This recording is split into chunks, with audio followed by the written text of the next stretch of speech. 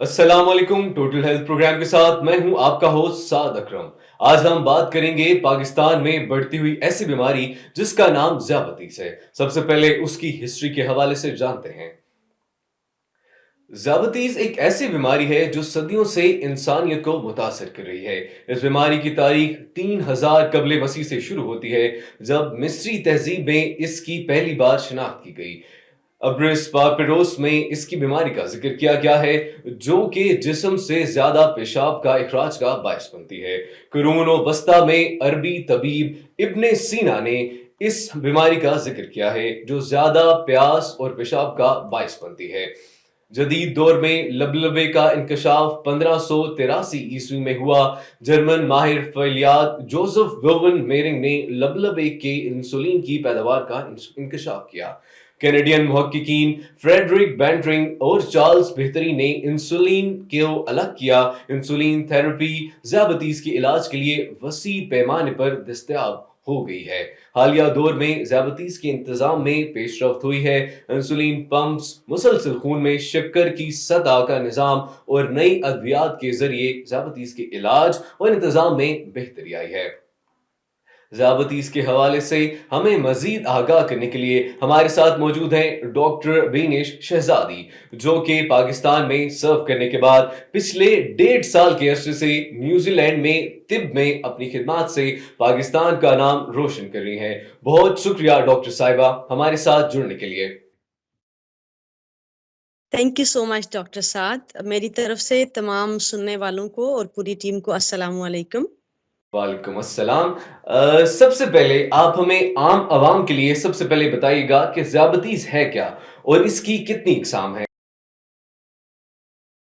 जी, ज़ियाबतीस एक ऐसी संगीन हालत है जिसमें आपके खून में ग्लूकोज़ का लेवल या शुगर की सतह का बढ़ जाना है। अ, ज़ियाबतीस की बहुत सारी टाइप्स हैं, लेकिन जो बहुत आम इसकी किस्में हैं, उसमें से टाइप 1 ज़ियाबतीस, टाइप 2 ज़ियाबतीस और हमलाती ज़ियाबतीस। टाइप 1 ज़ियाबतीस अमूमन बच्चों में पाई जाती है। इसकी वजूहात या तो आपका कुव्वत मुदाफ़त अपने ही जिस्म के सेहतमंद खुलियात के लिए अगर फ़ाइट करना स्टार्ट कर देता है, या इसकी कोई नाउन कॉज़ नहीं है। जो आपकी टाइप 2 ज़ियाबतीस है, अमूमन ये एडल्ट्स में पाई जाती है। आप और मेरी उम्र के लोगों में या हमसे बड़े जो ओल्डर एडल्ट्स क्लास के लोग हैं, उनमें पाई जाती है। जो टाइप 2 ज़ियाबतीस है, इसकी बहुत सारी वजूहात कुव्वत मुदाफ़त के निज़ाम से लेकर बढ़ती हुई रोज़मर्रा की टेक्नोलॉजी या उसके अच्छे असरात या उसके बुरे असरात भी हो सकते हैं।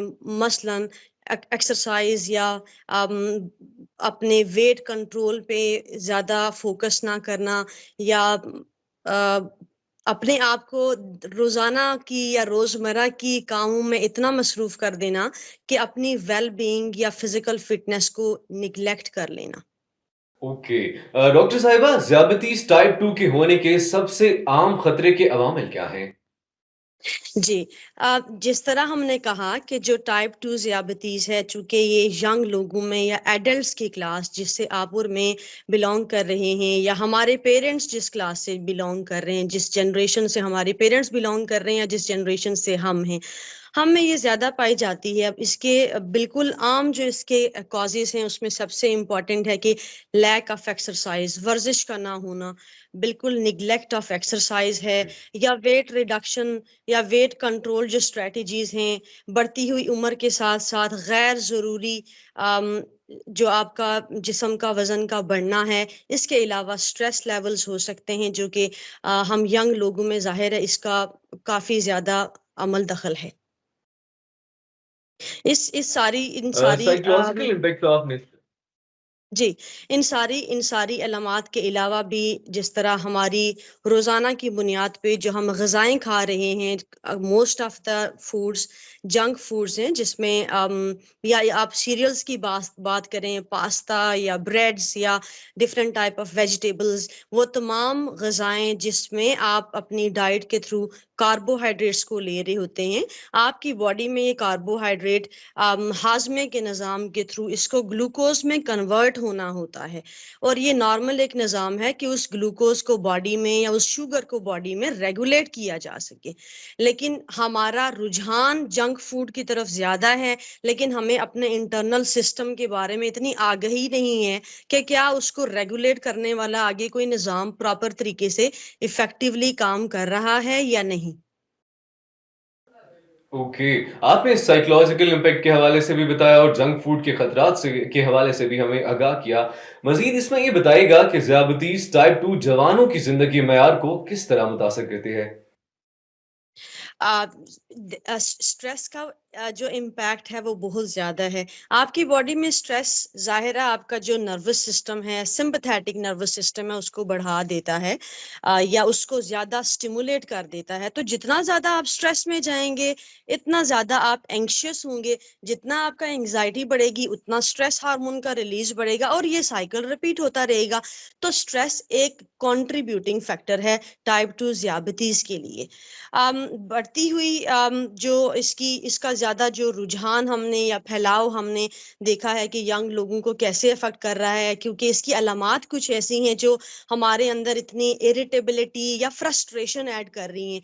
मसलन गैर ज़रूरी बगैर किसी वजह के अनएक्सप्लेन्ड फटीग या टायर्डनेस, हम बहुत डल महसूस करते हैं, loss of interest of belongings और अपनी जो एक्टिव पार्टिसिपेशन है सोसाइटी में हम उसको लूज करते जा रहे होते हैं। लॉस ऑफ सेंसिबिलिटी, आपको अपनी वर्थ का या अपना जो आपका फिजिकल प्रेजेंस है आपको उसकी कोई खास ज्यादा वैल्यू नहीं नजर आ रही होती। All these are just because of ongoing long term effects of uncontrolled modifiable factors जो हमारी बॉडी के इंटरनल सिस्टम को बहुत ज्यादा इफेक्ट कर रहे होते ओके, आपने मेटाबॉलिज्म सिस्टम के हवाले से भी बताया कि ज़ियादतीस टाइप 2 की आम अलामात क्या हैं और इन्हें दीगर बीमारियों से कैसे अलग किया जा सकता है? जी, ये बहुत इम्पोर्टेंट एक सवाल है क्योंकि अक्सर ऐसा होता है कि एक एक एक आम इंसान के लिए ये समझना बहुत ज़रूरी है कि क्या मेरे अंदर जो अलामात आ रही हैं वो जिस्म में किसी और सिस्टम के मुकम्मल तौर पे काम ना करने की वजह से हैं या वो वाकई कोई मसला मेरा ज़ियादती से रिलेटेड हो सकता है। तो इसकी इवन जिस तरह हमने टाइप 1 और टाइप 2 की बात की, बहुत सारी अलामात टाइप 1 और टाइप 2 की एक ही जैसी हैं, एक दूसरे से मिलती हैं। अगर हम इसको स्टार्ट करें, ये आपके हेड से लेकर इवन ब्रेन से लेकर आपके टो तक आपके मुख्तलिफ बॉडी के सिस्टम्स को एंगेज कर सकती है। ये इतनी जानलेवा एक ऐसी बीमारी है कि जिसका कंट्रोल बहुत जरूरी है। तो अलामात की अगर हम बात करें, जिस तरह मैंने पहले ही आपको बताया कि फटीग, जी। Tiredness, dullness, loss of sensibility, आपको आपको जो है अपनी प्रेजेंस के बारे में या आपकी सराउंडिंग्स में क्या हो रहा है आपको कोई खास ज्यादा उसमें इंटरेस्ट नहीं है। इसके अलावा अच्छा, भूख भूख का बढ़ जाना बहुत ज्यादा इम्पोर्टेंट जी। है। आपको बार बार एक वो स्ट्रगल फील होती है कि आपको कुछ खाना चाहिए। इसी तरह जो बिल्कुल। आपकी प्यास की तलब है उसका बढ़ जाना ये बहुत ज्यादा इम्पोर्टेंट है। इसके अलावा आंखों पे इसका बहुत ज्यादा इफेक्ट है कि ब्लर विजन, आपको आंखों की जो नजर है वो मुतासिर हो सकती है टाइम गुजरने के साथ साथ। इसी तरह पेशाब का गैर जरूरी कंट्रोल से बाहर हो जाना पेशाब, और इसी तरह चूंकि आपके खून में ग्लूकोज का लेवल या जो शुगर की सतह है वो इतनी बढ़ चुकी है तो उसने बॉडी में से किसी ना किसी सिस्टम से तो निकलना ही है। तो गैर जरूरी ग्लूकोज का यूरिन के थ्रू बॉडी से निकलना ये बहुत ज्यादा इंपॉर्टेंट है। इसके अलावा ओके। वेट रिडक्शन, ये बहुत इम्पोर्टेंट है हमें ये अंडरस्टैंड करना कि ज़ियाबतीस में वजन का बढ़ना इम्पोर्टेंट है या वजन का कम होना। हमें किस चीज़ को देखते हुए जी, ये रियलाइज करना चाहिए कि मुझे अपने आप को जाके प्रॉपर एक तशखीस के सिलसिले में डालना चाहिए। तो ये जो अनडायग्नोज्ड या ऐसे लोग जो अपने आप को निग्लेक्ट कर रहे होते हैं या अपनी ऐसी अलामात को, वहाँ वेट रिडक्शन या वजन का तेजी से गिरना बहुत ज्यादा देखा गया है। और साथ में वजन का बढ़ना भी, क्योंकि अक्सर आप और मैं तो कंट्रोल कर सकते हैं, लेकिन अगर हम अपने पेरेंट्स की बिल्कुल, बात करें ज़ियाबतीस के कंट्रोल की, तो उनकी भूख की तलब बढ़ जाएगी, वो फिर ज्यादा खाएंगे, जितना ज्यादा खाएंगे, और बिल्कुल। वो फिर एक्सरसाइज नहीं है, फिर फिटनेस नहीं है, फिर वो अपने आप को इतनी एक्टिविटी में नहीं रख रहे, तो जाहिर है वेट तो बढ़ेगा ही। और फिर आप जो डाइट में इतने जी, सैचुरेटेड फैट्स ले रहे होते हैं, ये तमाम वजह हैं जो हमें ये पॉसिबल सारी अलामात दे रही हैं। इन इन सारी चीज़ों के साथ साथ कुछ और अलामात भी हैं, मसलन कि कहीं पे गलती से कोई कट लग गया या जख्म है और वो टाइम ले रहा है, जी, छोटा सा भी जख्म है और वो भरने में बहुत टाइम ले रहा है। ऐसी छोटी छोटी चीजें हैं जिनको हमें कभी निग्लेक्ट नहीं करना चाहिए। इसके अलावा ठीक है। आपकी नींद का खराब होना जी, या बहुत ज्यादा डिस्टर्ब हो जाना, इसके अलावा स्किन पे जी, रैशेस या एलर्जीज, जस्ट बिकॉज कि आपकी खून के लेवल पे या इंटरनल सिस्टम्स के लेवल पे बहुत सारे एसिड्स की या कीटोन बॉडीज हैं उनकी, जितना ज्यादा उनका जितना भी वो अंदर जमा होते जा रहे हैं, जाहिर है उसका कोई ना कोई इम्पैक्ट आपकी बॉडी पे आएगा। आपने ज़्यादतीस जी, आपने ज़्यादतीस की अलामात जिसमें भूख का बढ़ जाना, प्यास का ज़्यादा लगना और इसके अलावा इंटरनल ऑर्गन्स का इसमें इश्यू आना, इन सब अलामात का ज़िक्र किया। इससे मज़ीद आप मुझे ये बताइएगा कि ज़्यादतीस टाइप 2 की तशख़ीस के अमल को आप कैसे बयान करेंगी? ज़ियाबतीस जो टाइप 2 है बहुत ज़्यादा इम्पोर्टेंट है। जो वर्ल्ड हेल्थ ऑर्गेनाइजेशन है उसने इसके लिए स्टैंडर्ड पैरामीटर्स दिए हैं कि किस तरह से आप अपने आप ओके, अपने जो खून के जो खून में जो शुगर के लेवल्स हैं उनको किस तरह से आप मॉनिटर कर सकते हैं। तो ज़रूरी है, इसमें कुछ इम्पोर्टेंट ब्लड टेस्ट हैं। मैं ये ज़रूर चाहूँगी कि सामीन इससे ज़रूर भरपूर फ़ायदा उठाएं। पहला टेस्ट जो बिल्कुल, फास्टिंग के खाली पेट रैंडम, ये मैटर नहीं करता कि ठीक है। आपने अपनी रोजाना की डाइट में आप क्या खा रहे हैं।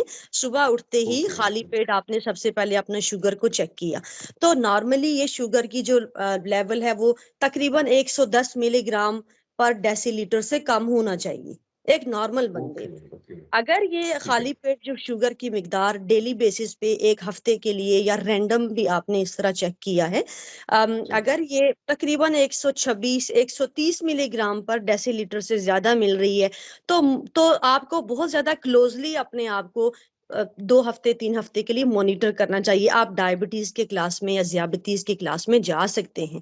इसी तरह ओके, जो दूसरा टेस्ट है इसके लिए वो है ओरल ग्लूकोज टॉलरेंस टेस्ट। आपकी बॉडी ओके, के सिस्टम को टेस्ट किया जाता है या चैलेंज किया जाता है कि आप कि वो शुगर के लेवल्स को किस तरह रेगुलेट कर सकता है।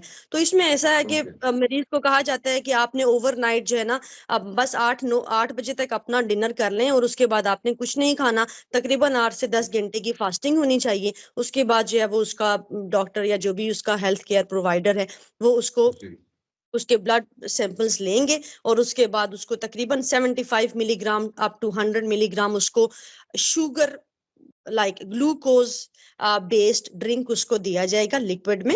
और उसके बाद उसको तकरीबन okay. Up to 3 to 4 hours every hour. Doctor Binish आपने डायग्नोसिस का के हवाले से डिफरेंट टेस्ट के हवाले से बहुत तफसील से मुझे बताया। इसमें मुझे ये भी बताइएगा कि ज़्यादतीस की जो टाइप 2 है, उसकी जल्द तशख़ीस और पता लगाने की अहमियत कितनी है? इस हवाले से आप हमें क्या आगाह करेंगी? जितना जल्दी हमें ये पता लग सकता है कि मैं ज़ियाबतीस के क्राइटेरिया में फॉल कर चुका हूँ या कर चुकी हूँ, उतना ज़्यादा एक्टिवली मैं अपने कंसर्न्ड हेल्थ केयर प्रोवाइडर के पास जाके अपनी on the time treatment start करवा सकता हूँ, ताकि ये तमाम जो हमने जिन अलामात की बात की है, बहुत सारी मिसिंग अलामात, ये बहुत इम्पोर्टेंट है कि जी, टाइप 2 जो ज़ियाबतीज़ है, उसमें अक्सर ये अलामात अपीयर होते हुए बहुत टाइम ले लेती हैं। लेकिन हमें अगर अर्ली ये पता चल चुका है कि नॉर्मली जो हम अपने ग्लूकोज़ के लेवल्स को चेक कर रहे हैं, अगर उसमें कुछ थोड़ी जी, बहुत ऊँच-नीच हो रही है, वो नॉर्मल से थोड़ा ऊपर हैं या इस तरह स्टैंडर्ड वैल्यू पे नहीं है, तो जितना अर्ली आप अपने डॉक्टर के पास जाके, चाहे वो मेडिसिन बेस्ड मेडिकल ट्रीटमेंट है और साथ आपकी डाइट का पॉसिबल मॉडिफिकेशन, सेहतमंद खुराक का बिल्कुल। लेना बहुत इंपॉर्टेंट है। डेली बेसिस पे अपने शुगर के लेवल को चेक करना बहुत ज़्यादा इंपॉर्टेंट है, ताकि आप उन तमाम जी, कॉम्प्लिकेशन से बच सकें जो आपके ब्रेन के सेल्स को, इवन खुलियात जो आपके ब्रेन में उनको इफेक्ट करने से लेकर आपके चलने फिरने तक की जो एबिलिटी है उसको उसको अफेक्ट ना कर सके। तो ये बहुत इम्पोर्टेंट जी, है, चाहे वो आपकी मेडिसिन से मैनेजमेंट है, जब ज़ाहिर है एडवांस कुछ स्टेजेस में आपको इंसुलिन भी चाहिए, फिर अब तो काफ़ी मॉडर्न जी, अप्रोच भी बिल्कुल, आ चुकी है इंसुलिन में, उसमें हम बिल्कुल, इंशाल्लाह बिल्कुल, बिल्कुल। डिस्कस करेंगे। तो ये जी, बहुत जी। इम्पोर्टेंट है कि हम इसीलिए कहते हैं कि इलाज से परहेज़ बेहतर है। तो परहेज़ में अगर बिल्कुल, कुछ बिल्कुल। अगर कुछ हम कमज़ोर हैं भी काफ़ी, तो अगर तशख़ीस हो जी। चुकी है तो फिर डॉक्टर बेनिश आपने मुझे मौसर तर्ज़ ज़िंदगी में क्या-क्या तब्दीलियाँ की जा सकती हैं, उस हवाले से आपने हमें बताया।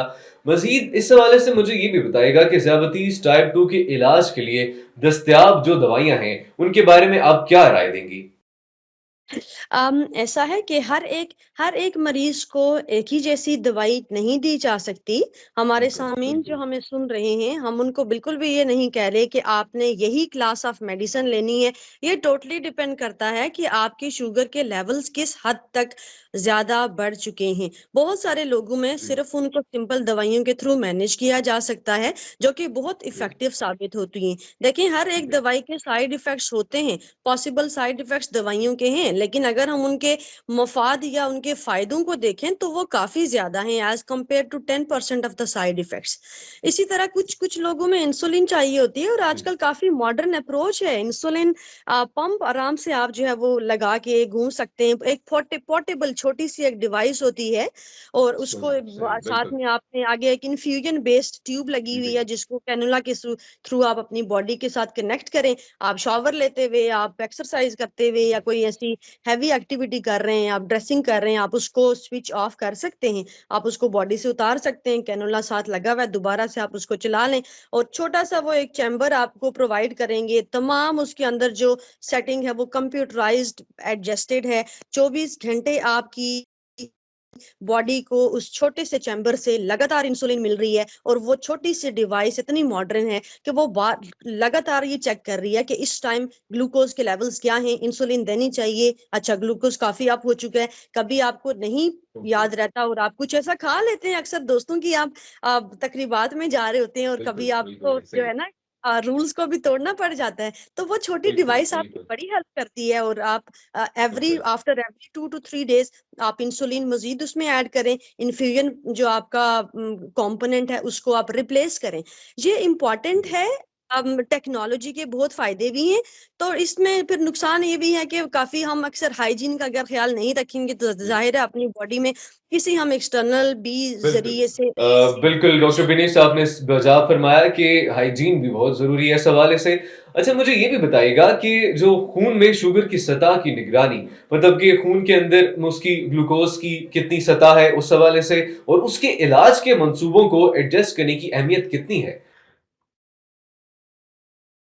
बिल्कुल, ये बहुत इम्पोर्टेंट है। एक तो आजकल ग्लूकोमीटर से भी आप जो है वो अपने ब्लड ग्लूकोज़ लेवल को घर में चेक कर जी, सकते हैं। हर बंदा एक ठीक है। ऐसी हाई टेक्नोलॉजी या किसी महँगी डिवाइस की तरफ नहीं जा सकता। ग्लूकोमीटर एक जी, छोटी-सी डिवाइस है जिसको हर बंदा घर में मैनेज कर सकता है। अगर आपने प्रिक करते हुए अल्कोहल स्वैब यूज़ करते हुए अपनी स्किन को बिल्कुल। आपने प्रॉपर जो है वो डिसइंफेक्ट किया है और आपने अपने लेवल्स को चेक किया है, तो कभी ऐसा भी होता है कि और ये मेरे बड़े ही अपना एक क्लोज एक्सपीरियंस है कि अचानक आप सुबह उठे हैं, एक ऐसा पेशेंट जो क्रोनिक पिछले 30 साल से जी, जी। ज़ियाबतीस टाइप 2 का मरीज है, तो सुबह आप उठे हैं, आपका अगर ब्लड शुगर लेवल 250 पे है, 300 पे है, तो आपका स्ट्रेस लेवल बढ़ जाएगा। आप तो ये सोचकर ओके, परेशान हो जाएंगे कि आपका शुगर लेवल ही इतना हाई है, आप क्या खाएं और आप क्या ना खाएं। अल्टीमेटली अगेन वही साइकिल, स्ट्रेस बढ़ रहा है, एंग्शियस हो रहे हैं, और स्ट्रेस हार्मोन बढ़ रहे हैं, और शुगर हाई हो रहा है।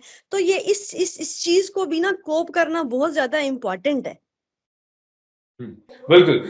डॉक्टर बेनिस मुझे इस हवाले से भी बताइएगा कि उभरती हुई टेक्नोलॉजीज़ जैसा कि मुसलसल ग्लूकोज़ मॉनिटरिंग, उस हवाले से आपने हमें बताया पहले भी, और उसके अलावा आपने उसकी मुमकिना फ़वाइद के हवाले से भी बताया। इसमें मुझे इसका एक मतलब हम लोगों ने इसके फ़वाइद और इन सारी चीज़ों से तो ज़रूर हमने आपसे सीखा कि इसे हम लोग कैसे इस्तेमाल कर सकते हैं। लेकिन इसके कोई ना कोई चैलेंजेज़ ज़रूर होंगे। तो उन चैलेंजेज़ वो क्या हैं और चैलेंजेज़ को हम लोग कोप अप कैसे कर सकते हैं?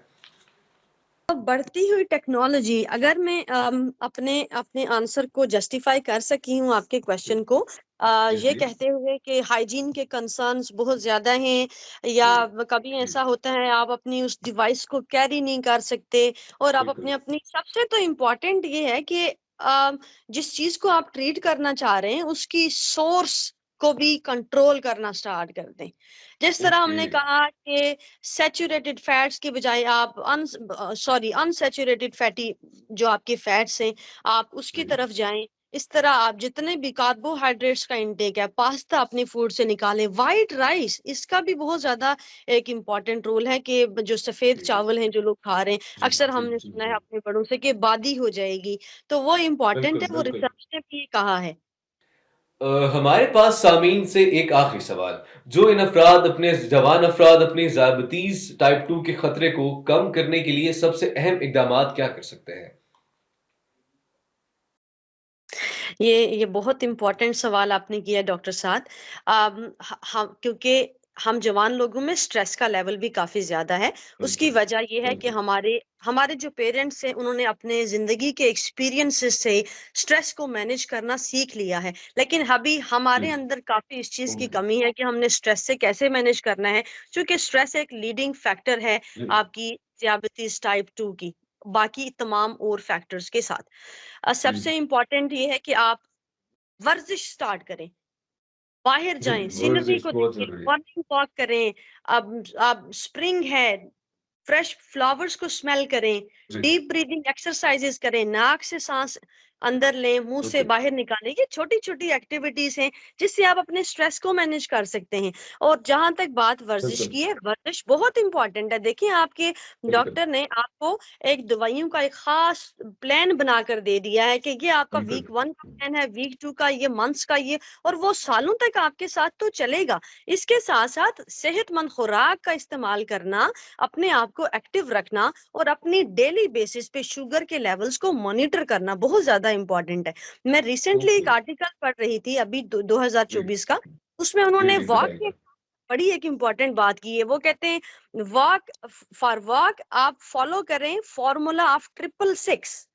So okay, 666 means walk in the morning, सुबह में वॉक करें 6 AM, ओके, ओके, 60 मिनट्स के लिए। ओके, शाम में वॉक करें 6 PM, 60 मिनट्स के लिए। Okay, and before starting your morning and evening walk 6 minute का वार्म अप करें, 6 मिनट का कूल डाउन करें। एकदम ओके, से नहीं है कि आपको कहा गया है कि आप स्ट्रेट अवे 1 घंटे की वॉक में चले जाएं, तो आप फौरन से जो है ना वो फास्ट वॉक में चले जाएं। थोड़ा सा अपनी बॉडी को प्रिपेयर करें, बॉडी को जी, कॉन्फिडेंस दें कि आप कुछ नया करने लगे हैं, क्योंकि बहुत जी, सारे जवान लोग जो अपनी रोजमर्रा की जिंदगी में इतना मसरूफ है कि वो जी, 9 to 5 वाली जॉब कर रहे हैं, वो घर आ रहे हैं, वो फैमिली के बिल्कुल, साथ हैं, उनकी और कमिटमेंट्स है, उनके पास अपने लिए, अपनी वेलबींग के लिए, फिटनेस के लिए टाइम नहीं है। तो ये छोटी-सी एक ऐसी चीज़ है जिसके लिए आपको जिम नहीं चाहिए, कोई बड़ा प्लेटफ़ॉर्म नहीं चाहिए। बिल्कुल, तो मॉर्निंग में बिल्कुल, वॉक पे निकलें, नेचुरल ब्यूटी को देखें, अपने अपनी वर्थ को बिल्कुल, देखें, सेल्फ आइडेंटिटी बिल्कुल, को देखें, वो डलनेस और लॉस ऑफ सेंसिबिलिटी से आप निकलें। ताकि आपके अंदर जो फ्रस्ट्रेशन है, जो आपके अंदर वो एक एग्रेशन है, जो आपके अंदर वो एक वो टायर्डनेस और फैटीग और थकावट और किसी चीज़ में आपका इंटरेस्ट नहीं बिल्ड अप। डॉक्टर विनेश, बहुत शुक्रिया, बहुत शुक्रिया। आपने हमें सबसे अहम बात और नई अपडेटेड एक नई चीज़ बताई, जिसमें आपने फ़ॉर्मूला ऑफ 6 के हवाले से बताया कि आपने सुबह वॉक कितने टाइम करनी है, दोपहर में, शाम में आपने इतने टाइम वॉक करनी है, एंड देन ओवरऑल ये भी बताया कि आपको डायरेक्टली इसके लिए एक आम तर्ज़ ज़िंदगी के अंदर हम कैसे क्या-क्या चेंजेस कर सकते हैं, जिससे हम उस डायबिटीज़ को हम कम कर सकते हैं। और उसके अलावा ये भी आपने बताया कि उसका साइकोलॉजिकल इम्पैक्ट, उसका मेटाबॉलिज्म पे इम्पैक्ट, ये कितना ज्यादा जरूरी है। आपका बहुत शुक्रिया हमारे साथ ज्वाइन करने के लिए, न्यूजीलैंड से ज्वाइन करने के लिए। हम आपके मशहूर हैं और इसी तरह आप जो है तिब में पाकिस्तान का नाम रोशन करती रहिए। आपका बहुत शुक्रिया हमारा साथ देने के लिए और हमें हमारे इल्म में इजाफा करने के लिए।